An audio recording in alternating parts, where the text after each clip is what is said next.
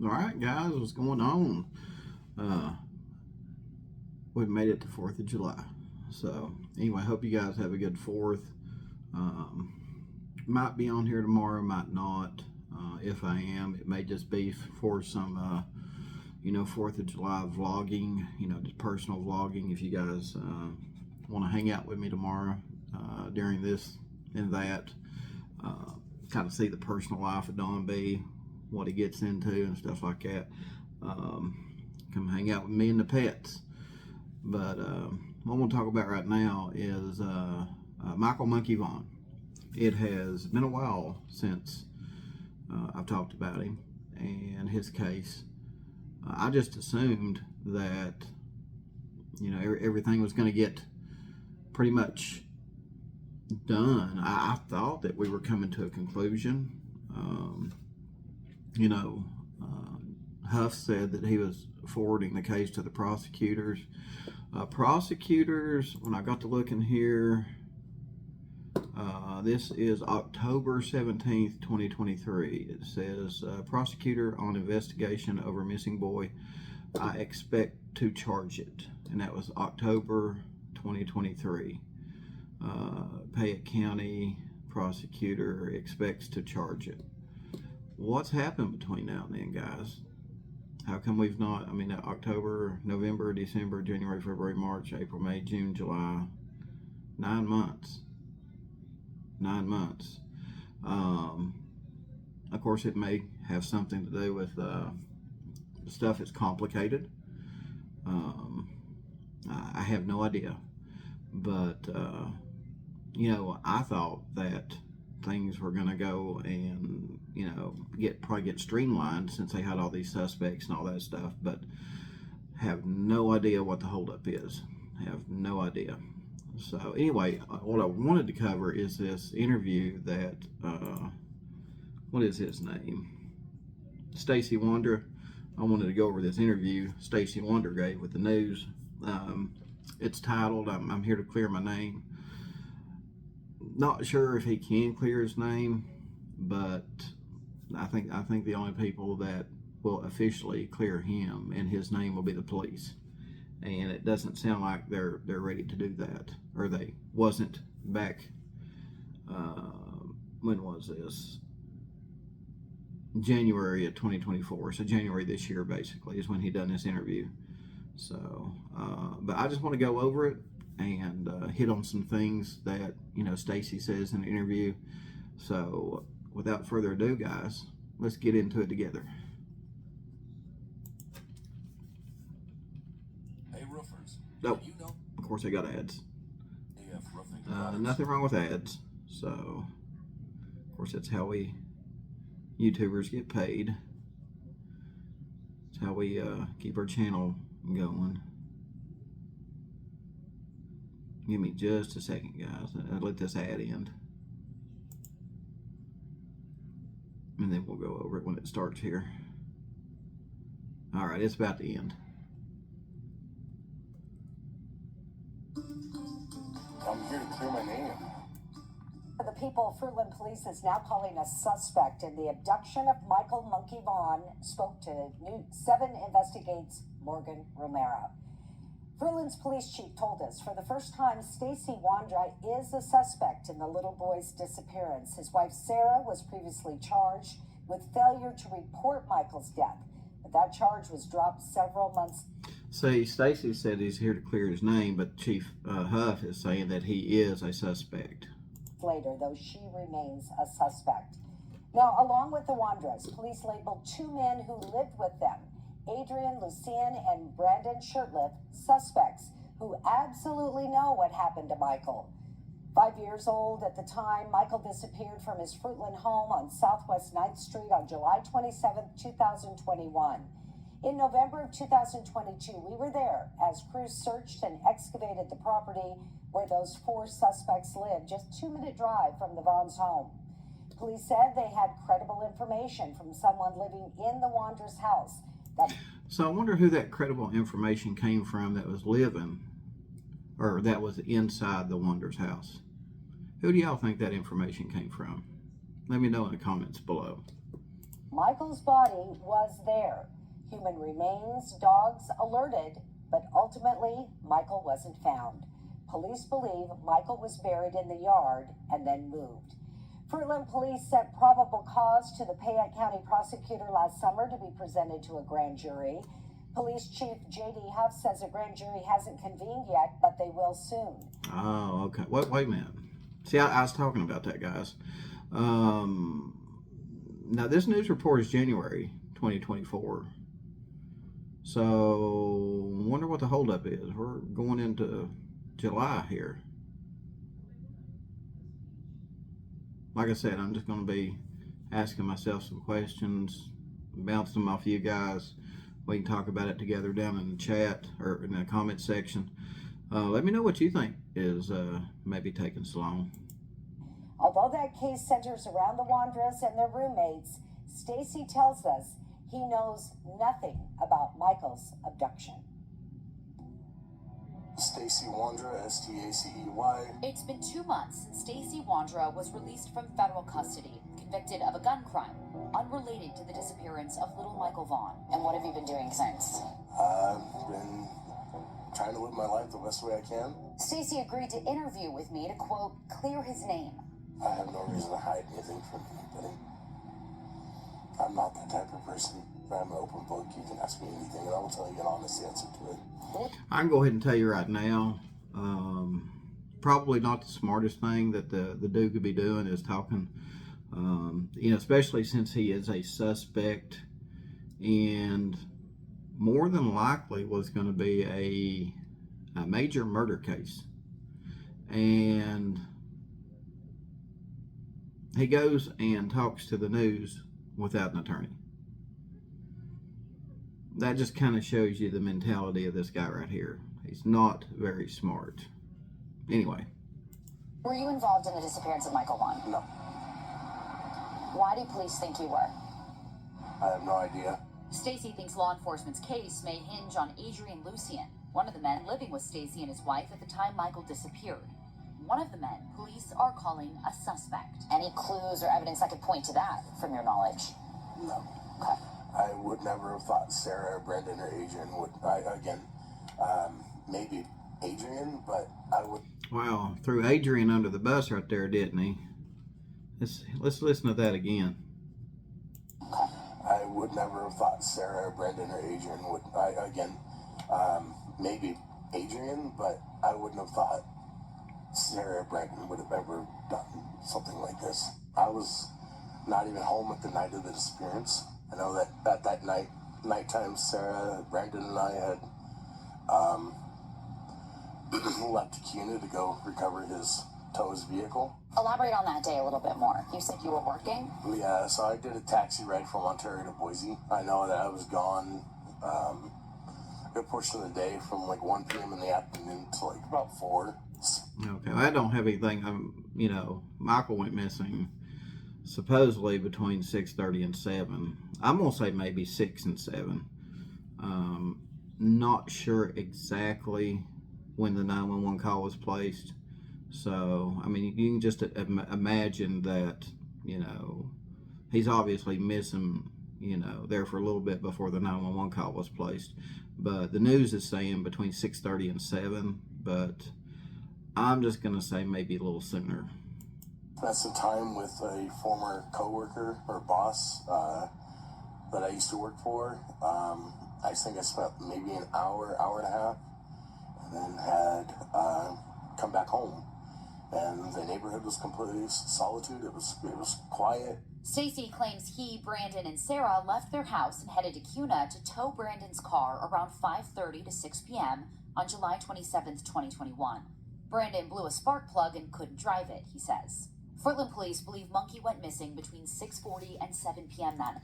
There it is, 6:40 and 7 p.m. I wonder if Michael Monkey Vaughan went missing maybe really around maybe 6:15, and police just didn't really get called until 6:40. I've got to do some more research on that, but if they're saying he went missing around between 6:40 and 7, well, we'll just go with that. That's 20-minute time. That's 20 minutes right there.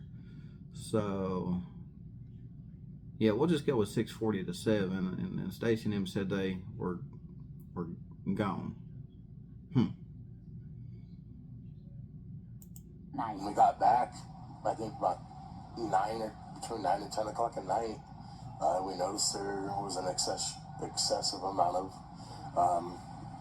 people out in the community walking around the neighborhood. We had stopped and asked what was going on, and they said that a boy had been abducted or been taken, and it was news to me, and it was news to Sarah, what it seemed like, and Brandon. We got home, Brandon and Sarah decided they were going to go look for the boy, and I was in the process of getting the vehicle detached from the truck because it was taking up the whole length of the street pretty much.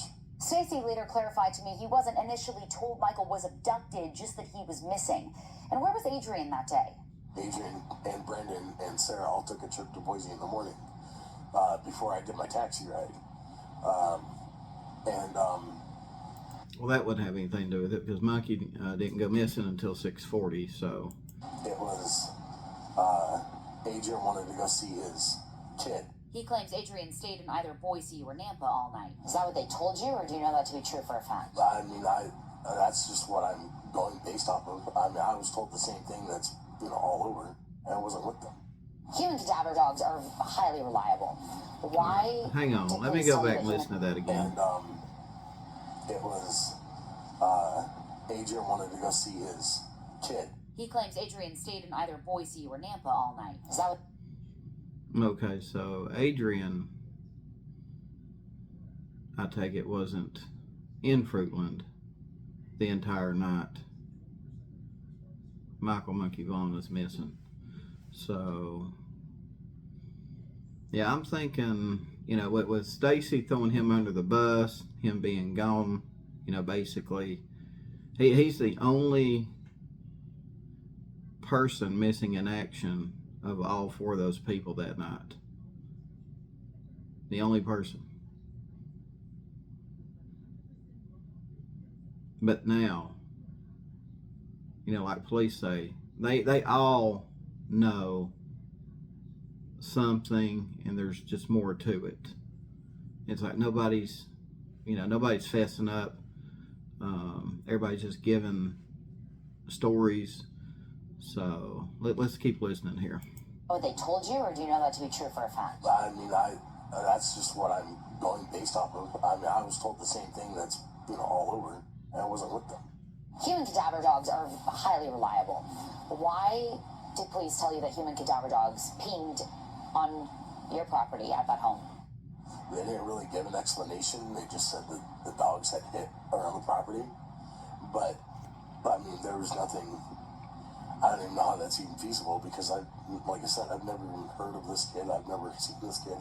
Never knew anything about him. Police said that they believe Michael's body was buried there and then moved. Can you think of any time that his body would have been buried there and then moved? Does anything stand out to you? Not at all. They were saying that he was buried by the shed. Makes absolutely no sense. There's been no dig marks. There's no trench marks. There's nothing. The ground was a complete grassed area. Could it have happened when you weren't around and it was potentially covered up? It could have, very possibly. Now here's one scenario, guys. It is a possibility that maybe they didn't bury Michael Vaughan in the backyard.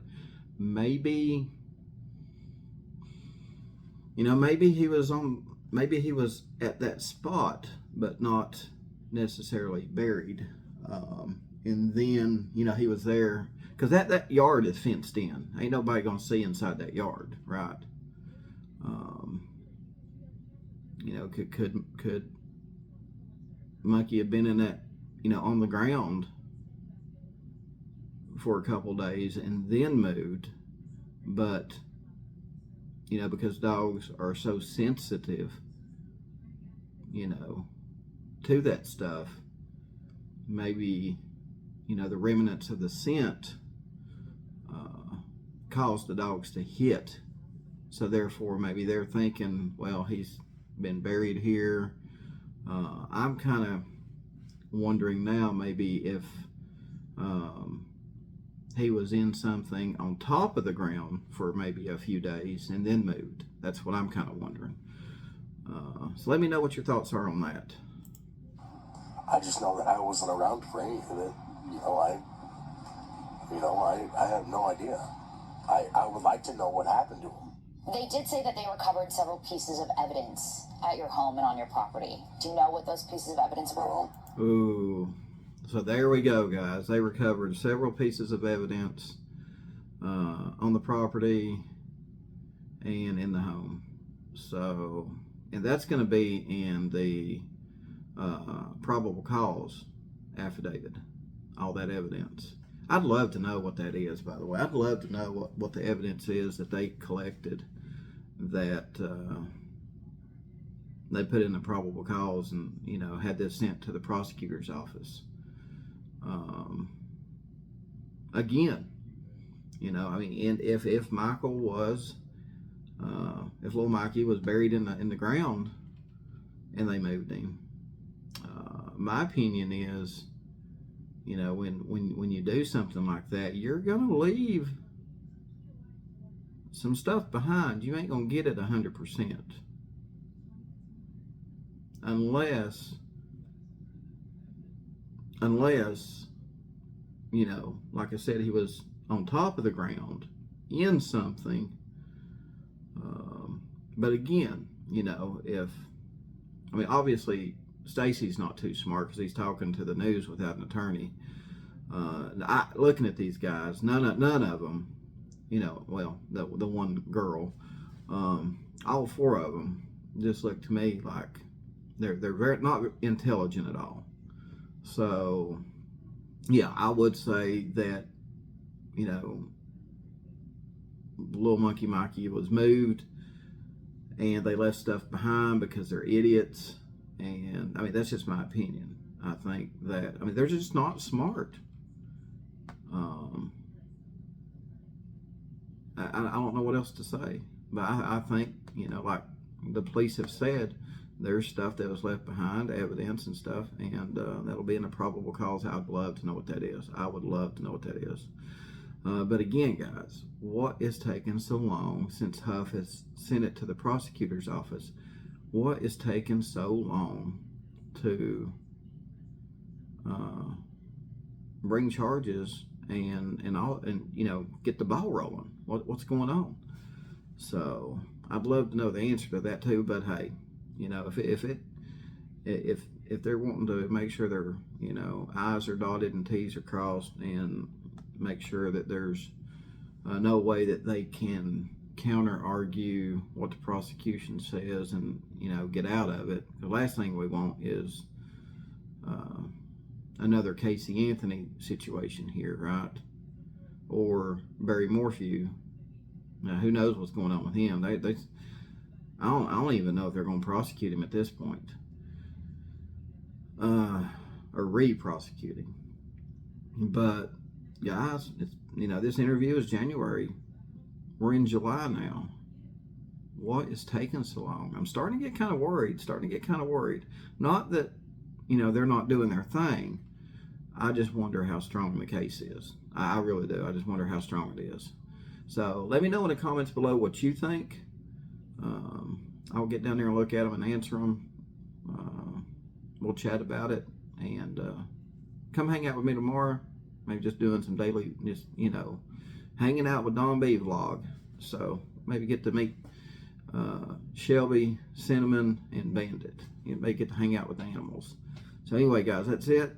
Let me know, like I said, let me know what you think in the comments below, and I'll see y'all tomorrow.